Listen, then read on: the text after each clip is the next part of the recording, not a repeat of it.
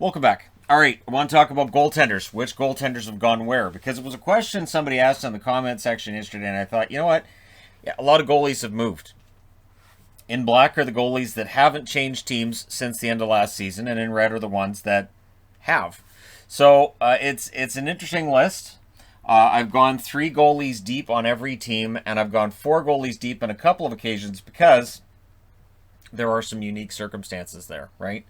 So I've gone division by division here. We will start in the Central, Pacific, Atlantic, and then finish in the Metro. Got it? Good. Cool. So we're going to start with Arizona. Arizona's kind of blown it up. So with the Darcy Kemper trade yesterday, to a division rival nonetheless, they now have Carter Hutton and Kozanosh as their likely goalie tandem, right? At this point, unless they go out and get one of the notable UFAs. And we'll talk about the UFAs once I get through this list. Prosvetov right now is your number 3. He did get some experience last year. He's still young. I don't think they're going to put Prosvetov in a situation where he's part of the goaltending battery in Arizona. But you never know. If it's Kozanosh and Prosvetov, because Hutton falls apart, well, there's that possibility, right? So in Chicago, the question mark is Fleury. Fleury gets traded there. Will he play? And we do not know at the time I'm recording this whether or not he's going to play.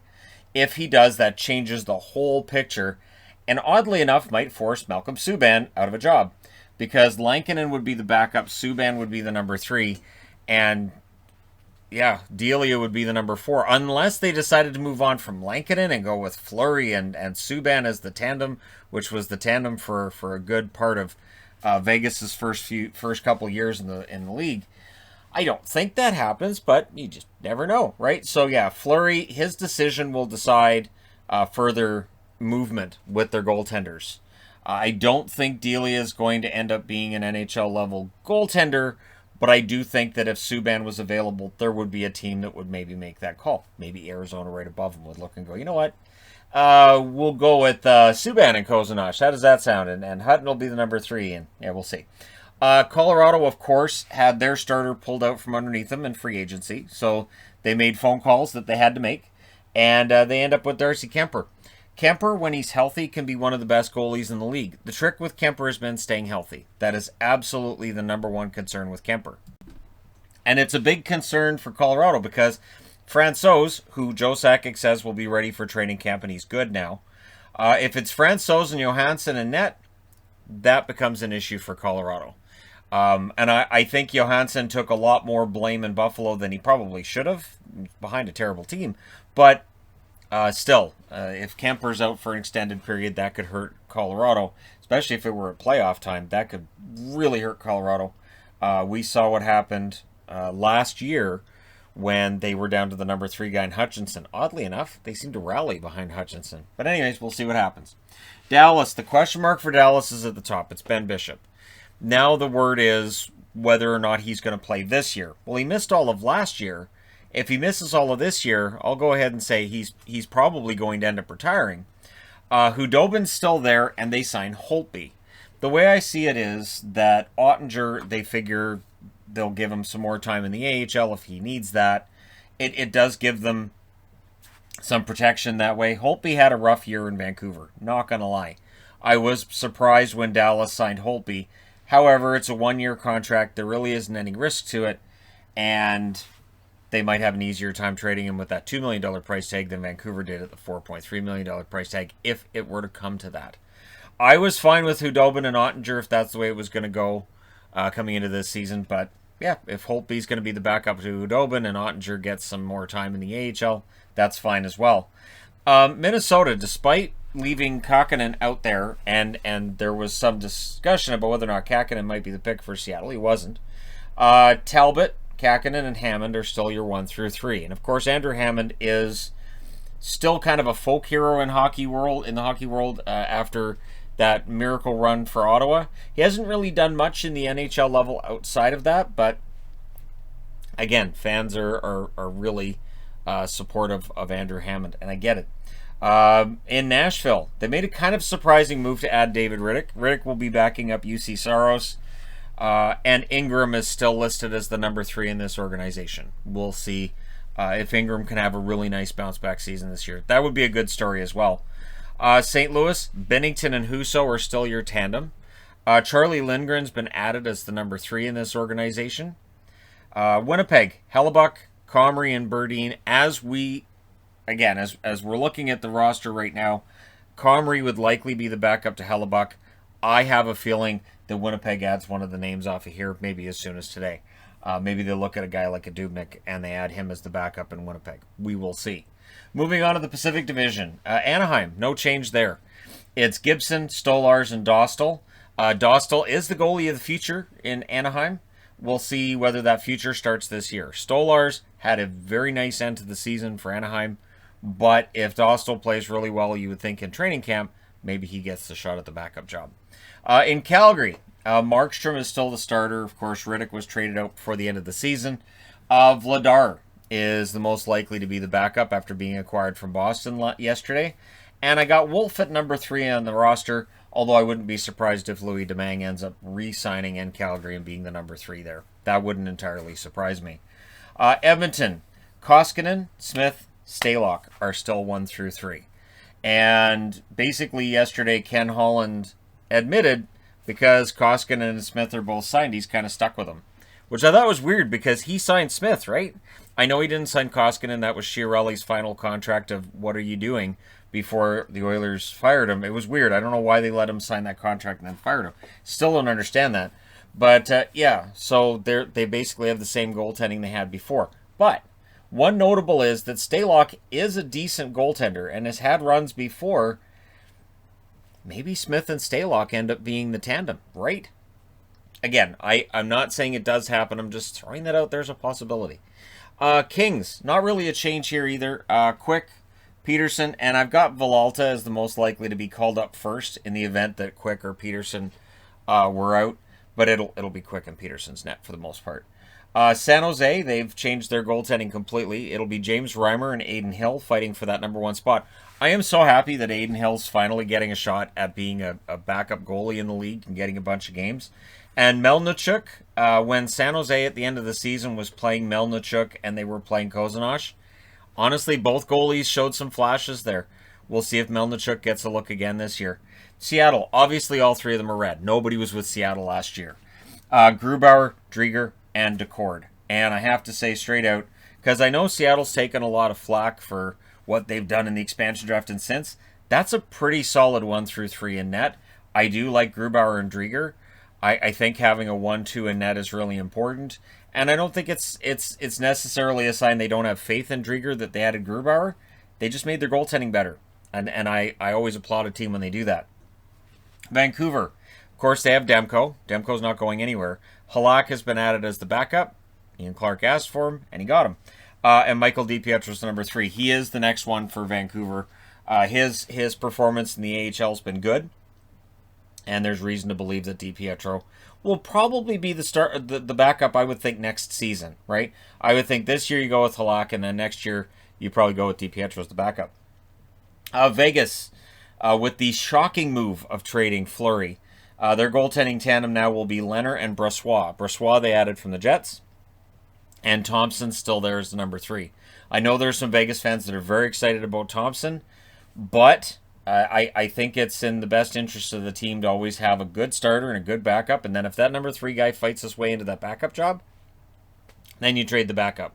But for right now, it'll be Leonard and Brossoit. Brossoit signing a 2-year deal. So, moving over to the Atlantic Division, starting off with Boston. Ullmark, he's the starter.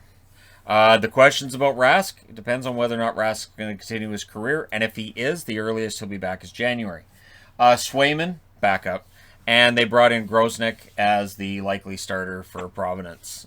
He may end up seeing a game in Boston if there's some major injuries. It does kind of hurt that Vladar's out, but I think with Vladar it was a matter of he's not waiver exempt this year. He has to go through waivers to go to the minors, and I don't think they wanted to lose him for nothing.